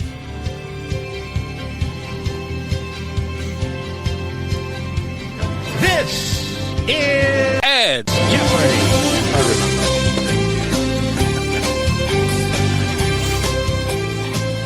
Wow. My intro's just amazing. I'm loved here. Seamless. I've got a few Christmas ones. I don't have many today, so let's... Is every clickers working? Yeah, you guys got them ready? Okay, we're ready. Here we go. All right, let's see. Here's the first one. Famed sackbutt player Dean Hubbard voiced Mrs. Othmar in this animated holiday classic. You guys know what a sackbutt is? Mm-mm. It's a trombone. So the famed trombone player... So you can't just say trombone, god dang it. No, it's a sackbutt. It sounds funnier. Okay. Is that good? Think about it. A trombone voiced the... In what Christmas movie? A Christmas classic. We've talked about it tonight. Willie. I didn't click. Oh, who's clicking? What is the Grinch that stole Christmas? Oh. No, it's Frosty the Snowman. Oh, we've talked about this. It's a TV show? Yeah. What is Rudolph the Red-Nosed Reindeer? Oh, Charlie Brown, the teacher. Whoa. There was actually somebody that voiced that? It was a trombone. Whoa. Oh, I get it. Okay. Jeez. I thought it was a person's name. It was a trick question. It was. It was great. That was a trick question. All right, here comes it's a sick butt in it. Alex Trebek, you're... This actor, who portrayed Homer Simpson's brother Herb, currently plays the part of a millionaire, Frank Reynolds, on a long-running series. Mad Men. No, that's the actor. Wow. He said current. Who is John Hamm? I guess an actor. It's on the show. Danny DeVito. Oh, from Sunny in Philadelphia. Sunny in Philadelphia. He's also Homer Simpson's brother. Is he really? Yep. All right, here's a sports one for you guys. This Philly slugger used a 42-ounce bat to hit tape-measure dingers. Willie. Dick Allen. Who is Dick Allen? Yeah, you got the dick part right. Is that right? Yeah. Okay. He didn't say who is, though. I did say. He said it after. Okay, guys, Alex ready? give me a chance. My first one. Here's a Christmas one. The worst Christmas dessert. What is fruitcake? Fruitcake. I would also accept it a gingerbread house. What about green Jello with cat food? That was actually I had that with lime. But Willie makes it every year. It's lime. Let's do one more of those stupid questions. This horrible gift is usually grabbed last second from a pyramid at Walmart or Costco. Eric? What is a tie? No. A pyramid. Scott? Not included. Oh, a robe. What is a robe? That's a good answer. I got a robe. Pyramid. Yeah, there's always a pyramid of them at Costco or Walmart. The famed 3 popcorn tin. Oh, yeah. What is They're garbage. Tin? Yeah, good answer, Scott. Last one. This is so horrible. These are great. No, this whole segment here. I got a robe. This actor who flew 20 missions in the Air Corps in World War II once spent hours gazing down at enemy territory after a hole was blown in the bottom of his plane right below his feet. Temperatures in the plane fell to 20 below zero. He returned to America a changed man after witnessing the horrors of war. After taking 5 years off from acting, he gave his iconic performance in this Christmas classic. I was going to say who is Chuck Yeager, but no. Iconic performance? Iconic performance. Say you want to know a movie. Yeah, the actor. The actor? Yeah, in that iconic performance. Oh, I thought. Right after he got back from war. What is Jimmy Stewart? Yep. It was One for Life. Yep. He was flying in the Air Corps. They were shelled the bottom of the plane or whatever. And it made him a changed man after seeing that. Those tears you see in It's a Wonderful Life are actually real tears because it was hard for him to do that. That's incredible. I never heard that before. Yep. He had a huge, career as an actor. Mr. Smith goes to Washington. Yep. But his career was pretty much over after he came back from war. He couldn't act. He had, what we'd call him now PTSD. Yeah, that's his signature role, I think, is It's a Wonderful Life. And as he was doing that, because this guy was so down on his luck, George Bailey, and he was actually really cried, and it was him being him. That's pretty amazing. So that ended well. Yeah, the rest of it was a shit show. Yeah, that was a great ending. So thank you, Ed, for the Jeopardy. Yeah, thanks, Ed. It was entertaining. I didn't put much time into that one. So let's go to our picks this week, and Willie, you want to lead us off with your picks? Hell no, I was trying to find my fourth one. I will go with Cincinnati getting 8.5 over Houston. The Natty. I'm going to take Philly. Dallas, it says pick here. Yeah, there's a lot of those this week. I'm going to take Philly. I'm going to take Denver. They're getting 3. I got to catch up on this stuff, so I'm going to kind of go for some shots here. And I'm going to go with Indy getting 2.5 over Pittsburgh. Is that 4 of them? It's 4 of them. Good for you, Eric. Career. All right, I'm gonna take 2 favorites. Number 1 being Buffalo, and then number 2 being Washington, the football team. This is a crazy one, but I got to take some chances. I'm going to take Atlanta with the 11.5. That half point though, that screwed me last week, didn't it? Mm-hmm. You know what they call it in Vegas? They call it the hook. The hook, yeah. The hook got you. I'm getting hooked again, I think, here. I think New Orleans has been playing like crap. So I'm going to take Minnesota with the points. Christmas Day special. Yep. I've got Arizona by getting the 3. They got 3 points over San Francisco. They have to win. I got Washington beating Carolina, and they got 2.5. They have to win as well. I've got the Rams beating Seattle. It's a 1-point margin there. And my upset's Indianapolis getting 2.5 over Pittsburgh, or losing to Pittsburgh. So you're taking Indy? I'm taking Indy in that upset. That makes sense. Okay. Pittsburgh's look like shit. Pittsburgh's going 11-5. But and you never know with Indy though. Like I said, from what I can tell. Okay, I'm going to take a couple here. I'm going to take. It's a big number, but I'm going to take the Chiefs, given 11.5 at home to Atlanta. I'm also going to take. Wow, I'm going to take Tennessee getting 4 at home to Green Bay. I'm going to also take Seattle getting 1 at home to the Rams, and I will also take Pittsburgh minus 2.5 at home against the Colts. You got to pick an upset. I did. Which one? Tennessee's getting 4 points. Tennessee. Oh, yeah. You're picking them over that the game's Packers. at Green Bay, huh? Yeah, you're How does Green Bay end with like 4 games at home? Here we go. That's crazy. No, I'm just saying. In the nice weather. That's crazy. The whole month of December. Oh, no, yeah, they were away the first week, right? No. What's the difference anymore? Well, they play. No, they had 3 in a row at home. The last 3 they had because they have the next 3. Yeah. Well, the fans. No. Oh yeah, Chicago was there. Yeah, that's weird. I thought No, this game. they played. Are you sure? That was at Philly, wasn't it? No, it was at home. It was in Lambeau. And then it was. They just Carolina. Played Carolina at home. Was that home? Home, yeah. Because I swear I thought the game said at Tennessee. I must be wrong. Is that game at Tennessee? The Green Bay game? Something wrong there? There's no way the gamblers are wrong. But let me look it up. I swear to God, I thought. But I'll still. Because the Bears game, that's at Green Bay. Yeah, Green yeah. Bay. Yeah. It Holy is. Well, shit. That's weird. So Are you sure Philly? I feel like Philly was in Philly. Actually, Tennessee. No, it was in Green. It was in. No, Philly was in Green Bay too. Correct. I feel like that was in Philadelphia. I don't know. The fans were really booing. I heard they were throwing. They had batteries and snowballs. Yeah, Philly was in Green Bay. Yeah. Yeah, Philly was in Green Bay too. What the? Yeah. But I thought that was. But I'll still take Tennessee. I'll stick with it. I thought that was. Yeah. Did you see they? They did have a lot of road games to start the year, so I don't know. But that's weird. 4 games. I was kind of making the joke about these fake crowds and the fake crowd noise, and it's weird because, like in Philadelphia, you hear all kinds of racial slurs, and that's just Philadelphia. Yeah, because they want to make it realistic. Come on now. Philadelphia. They actually had machines throw batteries at players when they got off the field. You got to make it realistic for the guys, So let's finish up with our. We got a top 10 this week. Let's go. Ladies and gentlemen, here's tonight's top 10.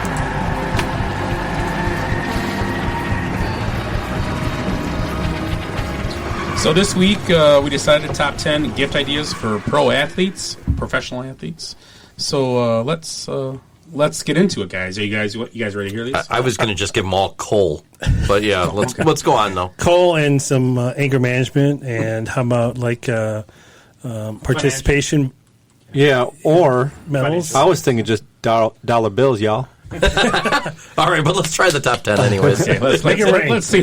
So number 10, laser hair grow helmet for LeBron. Oh, he needs it. Yeah, for sure. Number 9, I'm watching it right now. Number 9, a thing of wet wipes for Lou Williams when he's at the club. Lemon pepper, baby. Number 8, not just for his fingers. Hello. Wow. That's even too low for this episode. What, you mean like his face too? Yeah. Yes. Oh. His face too. That's why they call him Lemon Pepper Lou. What the heck? They'll call him the Muncher for nothing. Anyway. Wow. Number 8, gift card to Ponderosa for Rajon Rondo. Nice. Because the steak thing. Yeah. Mm-hmm. Number 7, condoms for Sean Kemp because of too many kids with unprotected sex thing. Oh, yeah, thanks for explaining to me how a condom works. I mean, you can put it on your fingers. Thanks, Dad. and when he got that, he'd be like, "What? I didn't get a bag of weed." Number 6, a new pair of bitch kickers for Kareem Hunt. We didn't really pick that one. That's the Christmas episode. That's the one. That's horrible. I can't believe you wrote that. I told Glenn. I'm like Anchorman. I purposely told Glenn. I mean, come on. We need a compliance department here. I just read what's written. Number Censorship. 5. Number 5. Go fuck yourself, San Diego. Oh wait. Wait. That's my city. Number 5, crab legs for Jameson Winston. Nice. Number 4, a personalized air pump for Tom Brady. Yeah. Yeah, I get that. Who blows that for him? Oh, hello. He said blow. Number 3, golf lessons from Charlie Woods for Tiger. Or Justin Thomas. Number 2, a coupon for Mike Tyson to get the other side of his face tattooed. Oh, that it'll match. Yeah. That's great. Matching fuck. Oh, wow. Willie, you're off the show for 2 weeks. 2 weeks. Thank you. I can't believe you used the F word. Great. Who's got the jar? Yeah. The swear jar. It's full. We got to get another one. Yes, it's overflowing. It's full of his It peppermints. was filled up from Ed's intro to his Christmas show. Actually, Willie's swear jar is full of peppermints and Werthers. With fuzz on them. And Want some fuzzy candy, kids? And no answer for the gift ideas for athletes is gift certificate to Bel Air Cantina for Giannis. Taco Tuesday, baby. So that is all we got this evening on a Christmas episode. Guys, real quick, anything to say on your way out? Glenn, anything for you? Merry Christmas. Nice, short and sweet. I like it. Willie? Merry Christmas. Happy holidays for everyone that listens to us. And just hope we have a nice trip to Tejas. Yeah. Okay. Oh. Ed? I'm finally going to be nice to everybody. Have yourself a Merry Christmas, a Happy Hanukkah, a Crazy Kwanzaa, a Tip-Top Tet, and a solemn, dignified Ramadan. Merry Christmas, Merry Christmas. Kiss his ass, kiss your ass. Happy Hanukkah. One thing, we are the gift that keeps on giving there, you know. All year. Scott. Yeah, yes, we are. Benchwarmers. I definitely experienced the Jelly of the Month Club this year. I really did. So Eric got Jelly a month. I like it. Did you terminate it yet? Hope you Here we go. What's our exit strategy here? So last week, I'm going to end the show on a song that we actually were introduced to last week by Willie. It was one of the picks. We should have who picked that song last week? The Dropkick Murphys song. Oh yeah, love it. Dominic Siren. So Dominic Siren listens. I'll get him a T-shirt because that was after we heard the song. We should have picked him. So he's the winner also. He won the year. So that was a I great went song. back and illegally downloaded it right when I got home. Thanks for doing the show. It's a great time all year, and you guys all have a good one. Merry Christmas to all, and. We are the best of Benchwarmers once again. Stay healthy. Wash your hands. The season's upon us. It's that time of year. Brandy and eggnog. There's plenty of cheer. There's lights on the trees and there's wreaths to be hung. There's mischief and mayhem and songs to be sung. There's bells and there's holly. The kids are gung-ho. True love finds a kiss beneath fresh mistletoe. Some families are messed up while others are fine. If you think yours is crazy, well, you should see mine.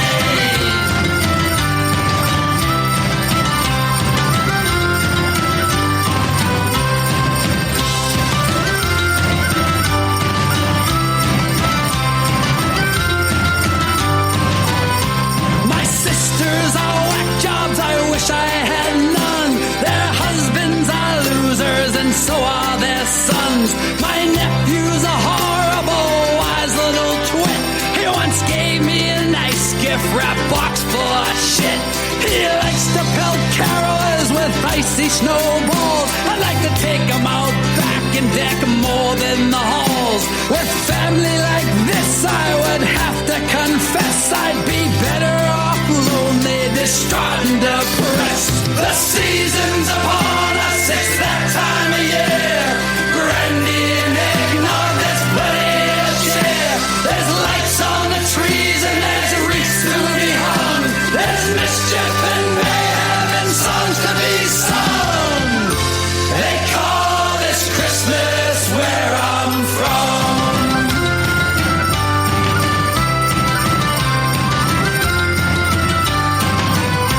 My mom likes to cook, push our buttons and prod. My brother just brought home another big broad. The eyes roll and whispers come loud from the kitchen. I'd come home more often if they'd only special